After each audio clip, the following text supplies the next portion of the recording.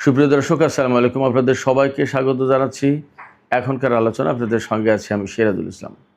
দর্শক, হরমুজ প্রণালী বন্ধ করে দিয়েছে ইরান। এদিকে পাকিস্তানের স্বরাষ্ট্রমন্ত্রী সৈয়দ মহসিন রেজা নাকভি ইরান সফরে গেছেন এবং তিনি ইরানের পররাষ্ট্রমন্ত্রী সৈয়দ আব্বাস আরাকচিকে সাথে নিয়ে সুইজারল্যান্ডে যাচ্ছেন আলোচনার জন্য। ওদিকে মার্কিন ভাইস প্রেসিডেন্ট জেডি ভ্যান্সও এই আলোচনায় অংশ নিতে এরই মধ্যে সম্ভবত রওনা দিয়েছেন এবং এর আগে সেখানে মার্কিন প্রতিনিধি স্টিভ উইটকফ এবং জারেড কুশনার তারা অবস্থান করছিলেন। এপাশে পাকিস্তানের প্রধানমন্ত্রী শেহবাজ শরীফ বলেছেন, যুদ্ধ পরবর্তী ইরানের সাথে পাকিস্তানের কূটনৈতিক, অর্থনৈতিক থেকে শুরু করে সব ধরনের সম্পর্ক অন্যরকম উচ্চতায় চলে যাবে এবং নতুন একটা সমৃদ্ধি, অর্থনৈতিক ও কূটনৈতিক সম্পর্কের যুগে প্রবেশ করছে ইরান এবং পাকিস্তান। তাহলে এই পরিস্থিতিতে প্রশ্ন আসছে, পাকিস্তান কি মধ্যপ্রাচ্যের কূটনীতির বড় খেলোয়াড়ে পরিণত হলো? একই সাথে প্রশ্ন আসছে, ইরান এবং পাকিস্তানের এই সম্পর্ককে আঞ্চলিক দেশগুলো কিভাবে দেখবে? সুপ্রিয় দর্শক, এই সমস্ত বিষয় নিয়েই এখনকার ভিডিওতে আলোচনা করব। আশা করি শেষ পর্যন্ত সঙ্গে থাকবেন। আর ভিডিও যদি ভালো লাগে তাহলে লাইক, কমেন্ট, শেয়ার করবেন এবং চ্যানেলটি সাবস্ক্রাইব করে সাথেই থাকবেন। দর্শক, চলুন বিস্তারিত আলোচনা করি। ইরান এবং আমেরিকার মধ্যে যে সমঝোতা সই হয়েছে, যেটাকে ইসলামাবাদ সমঝোতা বলা হচ্ছে, সেই সমঝোতার প্রথম শর্ত হচ্ছে লেবাননের যুদ্ধবিরতি হতে হবে। কিন্তু লেবাননের যুদ্ধবিরতি হয়নি তো বটেই, বরং গতকাল 47 জন নিহত হয়েছে এবং 97 জন আহত হয়েছে ইসরায়েলের হামলায়। আর আজকে অন্তত 16 জন নিহত হয়েছে ইসরায়েলের হামলায়।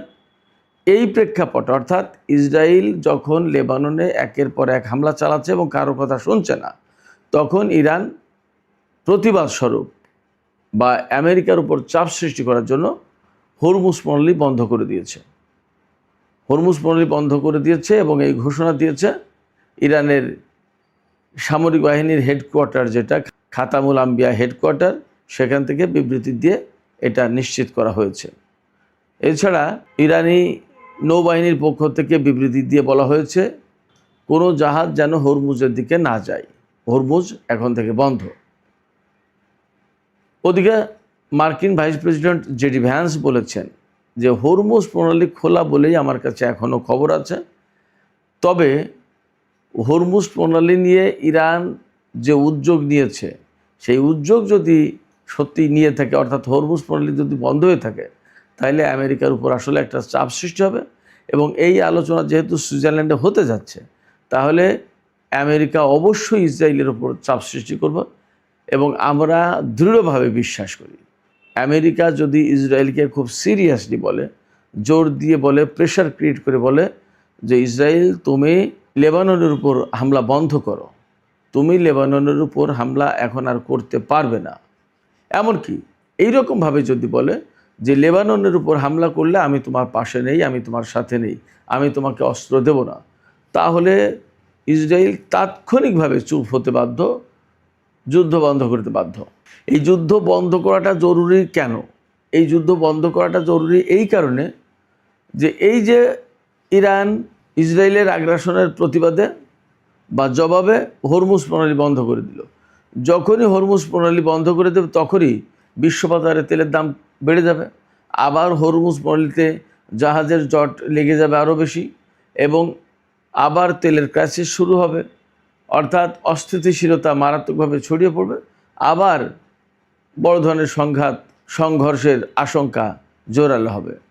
এই জায়গা থেকে অবশ্যই যুদ্ধটা বন্ধ হওয়া দরকার। যুদ্ধ বন্ধ না হলে আরও কী হবে?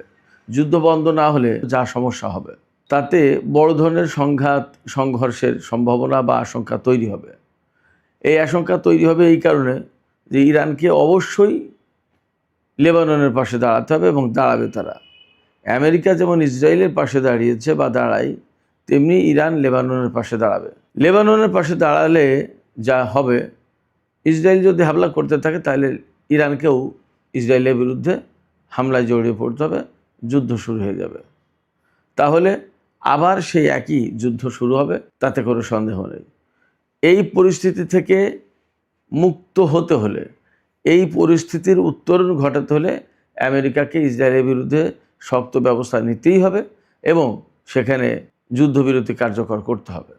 এবং এই প্রসঙ্গে ইরানের পররাষ্ট্র মন্ত্রণালয়ের মুখপাত্র ইসমাইল বাকাই তিনি খুব পরিষ্কার করে বলেছেন যে ইরান আমেরিকার সাথে যে চুক্তি করেছে সেই চুক্তি বাস্তবায়নের জন্য করেছে।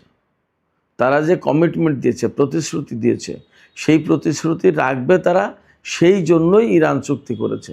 সেই প্রতিশ্রুতি যদি না রাখে তাহলে ইরান তার পক্ষ থেকে এই সমঝোতা বাস্তবায়ন করবে না, হরমুজ প্রণালী বন্ধ করে দেবে।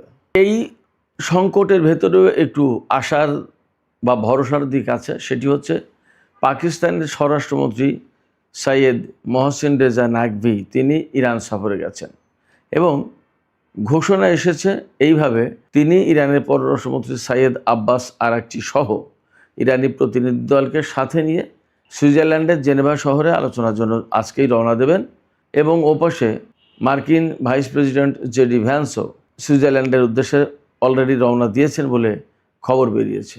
এছাড়া মার্কিন বিশেষ প্রতিনিধি স্টিভ উইটকফ এবং প্রেসিডেন্ট ডোনাল্ড ট্রাম্পের জামাতা জারেড কুশনার আগে থেকেই সুইজারল্যান্ডে অবস্থান করছিলেন।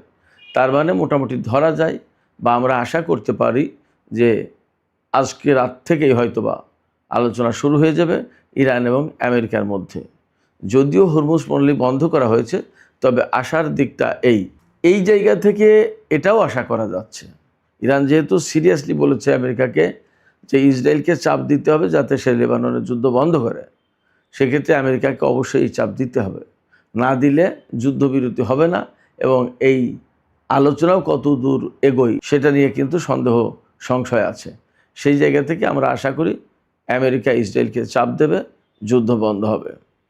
যুদ্ধ বন্ধ যদি হয় তাহলে আলোচনা খুব ভালোভাবে এগিয়ে যাবে আশা করা যায় এবং এরই মধ্যে হরমুজ প্রণালী খুলে দেওয়ার কারণে, অর্থাৎ নৌ অবরোধ তুলে নেওয়ার কারণে ইরান কিন্তু অনেক তেল বিক্রি করেছে। গতকালকেই, অর্থাৎ গতকাল 19শে জুন ছিল 2026, 19শে জুন আমি একটা রিপোর্ট দেখেছিলাম যে এই নৌ অবরোধ তুলে নেওয়ার পরে ইরান $118 কোটি তেল বিক্রি করেছে, ইরান একা।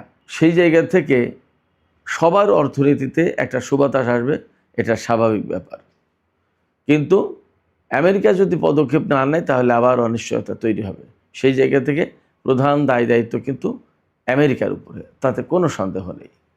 এদিকে এই যে যুদ্ধবিরতি কার্যকর হলো ইরান এবং আমেরিকার মধ্যে, তারপরে ইসলামাবাদ সমঝোতা সই হলো, তাতে ইরানের প্রেসিডেন্ট এবং মার্কিন প্রেসিডেন্ট সই করলেন। এপাশে পাকিস্তানের প্রধানমন্ত্রীও সই করেছেন মধ্যস্থতাকারী দেশের প্রধানমন্ত্রী হিসেবে। এরপরে পাকিস্তানের প্রধানমন্ত্রী শেহবাজ শরীফ দেশটির পার্লামেন্টে বক্তব্য দিয়েছেন।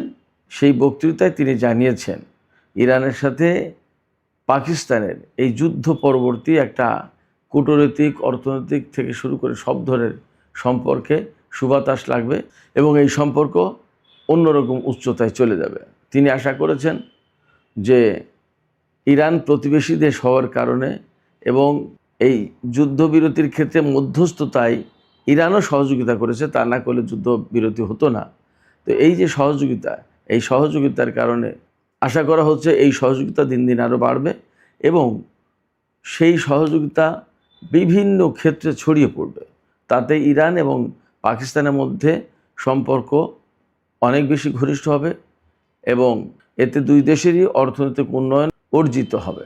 পাকিস্তানের প্রধানমন্ত্রী শেহবাজ শরীফ সংসদে দেয়া বক্তৃতায় তিনি দাবি করেছেন যে ইরান এবং আমেরিকার মধ্যে এই যে যুদ্ধবিরতির ব্যাপারে মধ্যস্থতা করা হলো, চুক্তির ব্যাপারে মধ্যস্থতা করা হলো পাকিস্তানের পক্ষ থেকে, এর কারণে পাকিস্তান সারা বিশ্বে আন্তর্জাতিক অঙ্গনে একটা বিরাট মর্যাদার আসনে বসেছে এবং সবাই পাকিস্তানের এই কূটনৈতিক দক্ষতার যোগ্যতাকে বিশেষ সম্মানের চোখে দেখছে, সম্মান করছে। তিনি দাবি করেছেন এই যে সম্মান, এটা আসলে গোটা পাকিস্তানের জনগণের সম্মান, রাষ্ট্রীয় সম্মান, জাতীয় সম্মান এবং এই সম্মানের ভাগিদার সবাই। এই জন্য সবাইকে একসাথে কাজ করার আহ্বান জানিয়েছেন তিনি। একই সাথে প্রেসিডেন্ট পেজেশকিয়ানকে তিনি পাকিস্তান সফরের জন্য আমন্ত্রণ জানিয়েছেন এবং তিনি সেই আমন্ত্রণে বলেছেন যে আপনাকে স্বাগত জানানোর জন্য পুরো পাকিস্তানি জাতি আগ্রহের সাথে অপেক্ষা করছে। শেহবাজ শরীফ আরও জানিয়েছেন যে তিনি সৌদি ক্রাউন প্রিন্স মোহাম্মদ বিন সালমানের সাথেও ফোনে কথা বলেছেন এবং তাকে অভিনন্দন জানিয়েছেন এই চুক্তি সই হওয়ার জন্য। সালমান তিনি নিজেও পাকিস্তানের প্রধানমন্ত্রীকে অভিনন্দন জানিয়েছেন, শুভেচ্ছা জানিয়েছেন এই চুক্তি, এই সমঝোতা এবং যুদ্ধবিরতির ক্ষেত্রে মধ্যস্থতা করার জন্য। ওই ফোন আলাপে পাকিস্তানের প্রধানমন্ত্রী বলেছেন সৌদি আরব থেকে শুরু করে আঞ্চলিক বেশ কয়েকটি আরব দেশ এই যুদ্ধবিরতি এবং ইরান ও আমেরিকার মধ্যে সমঝোতার ক্ষেত্রে সহযোগিতা করেছে। তারা এই সহযোগিতা না করলে এই যুদ্ধবিরতি এবং ইসলামাবাদ সমঝোতা এটা খুব সহজ হতো না। এই জায়গায় শেহবাজ শরীফের একটা কথা বিশেষভাবে গুরুত্বপূর্ণ যে ইরানের সাথে পাকিস্তানের সম্পর্ক উন্নত হবে এবং অর্থনৈতিক সহযোগিতা বাড়বে। এই সহযোগিতাটা কীরকম বাড়বে আমরা বুঝতেই পারি। পাকিস্তান এবং ইরান যেহেতু একেবারে সীমান্তবর্তী দেশ, 900 কিলোমিটার দুই দেশের মধ্যে অভিন্ন সীমান্ত, কমন সীমান্ত রয়েছে। এই সীমান্ত ব্যবহার করে তারা বাণিজ্য করতেই পারে। পাশাপাশি আপনাদেরকে আমি একটা বিষয় স্মরণ করে দিতে চাই, প্রেসিডেন্ট মাহমুদ আহমদিনেজাদের সময় সম্ভবত পাকিস্তান এবং ইরানের ভেতরে একটা চুক্তি সই হয়েছিল, যে চুক্তির আলোকে পাকিস্তান পাইপলাইনের মধ্য দিয়ে ইরান থেকে তেল আনবে। সেই পাইপলাইন কিন্তু ইরানের পাশের যে অংশটা সেটা পুরোপুরি অনেক আগেই তৈরি করা হয়ে গেছে। পাকিস্তানের অংশটা তৈরি করা হয়নি, কারণ মার্কিন নিষেধাজ্ঞার কারণে এবং আমেরিকার সাথে পাকিস্তানের যে সম্পর্ক তাতে তারা সাহস করেনি। এখন আশা করা হচ্ছে যদি ইরানের সাথে আমেরিকার বৃহত্তর একটা চুক্তি হয়ে যায়, চূড়ান্ত চুক্তি হয়ে যায়, তাহলে পাকিস্তান এবং ইরানের মধ্যে এই যে পাইপলাইনের যে সম্পর্ক অর্থাৎ পাইপলাইন সেট আপ করার ব্যাপার, এটা পাকিস্তান নির্মাণ করে ফেলবে এবং ইরান থেকে সহজেই এবং কম খরচে, আমি ধারণা করি প্রতিবেশী দেশ হিসেবে হয়তো কম দামেও তেল পাবে পাকিস্তান। তার মানে পাকিস্তান বিরাটভাবে এখানে লাভবান হবে। আর আঞ্চলিকভাবে কূটনীতির ক্ষেত্রে একটা প্রভাবশালী দেশ হয়ে উঠল পাকিস্তান, তাতে কোনো সন্দেহ নেই। উপসাগরীয় যে সমস্ত আরব দেশ, প্রত্যেকটা দেশ এখন পাকিস্তানকে বিশেষ মর্যাদার চোখে দেখবে। আগে অনেকেই হয়তো একটু গরিব দেশ হিসেবে দেখত, তাদের সামরিক সক্ষমতাকে সমীহ করত, কিন্তু গরিব দেশ হিসেবে কিন্তু একটু নেগলেক্ট করত। এখন সেই পরিস্থিতি কেটে যাবে এবং পারস্য উপসাগরীয় এলাকায় এবং ইরানের সাথে সবার সাথেই পাকিস্তানের একটা বিশেষ বড় রকমের সম্পর্ক তৈরি হবে। এই সম্পর্কের ধারায় আমি মনে করি যে এতদিন পাকিস্তানকে সৌদি আরব বা আরব রাষ্ট্রগুলো যে নিজেদের মিত্র বলে ব্যবহারের চেষ্টা করত, এই পরিস্থিতি কেটে যাবে। এইটা আর করতে পারবে না, বরং এখন পাকিস্তান সৌদি আরব, কাতার বা আদার যে সমস্ত উপসাগরীয় আরব রাষ্ট্র আছে তাদের যেমন বন্ধু হবে, তার চেয়ে আমি মনে করি আরও বেশি ঘনিষ্ঠ বন্ধু হতে পারে ইরানের। পাকিস্তানের সাথে সৌদি আরবের হয়তো একটা সামরিক চুক্তি আছে, কিন্তু এই যে যুদ্ধবিরতি, যুদ্ধবন্ধ এবং সমঝোতা স্মারক সই, এই যে পাকিস্তানের মন্ত্রী, সেনাপ্রধান, পররাষ্ট্রমন্ত্রী অহরহ যাচ্ছেন আসছেন, এই পরিস্থিতিটা কিন্তু থাকবে ইরান এবং পাকিস্তানের ভেতরে। সেক্ষেত্রে আরব রাষ্ট্রগুলো পাকিস্তানকে যেভাবে ব্যবহার করার চেষ্টা করতো ইরানের বিরুদ্ধে, সেই পরিস্থিতি আর থাকবে না। এই জায়গা থেকে আর একটা কথা আমি বলি, পাকিস্তানের ভেতরে উগ্র কিছু সন্ত্রাসী চরমপন্থী গোষ্ঠী আছে যারা পাকিস্তান ইরান সীমান্তে থাকে।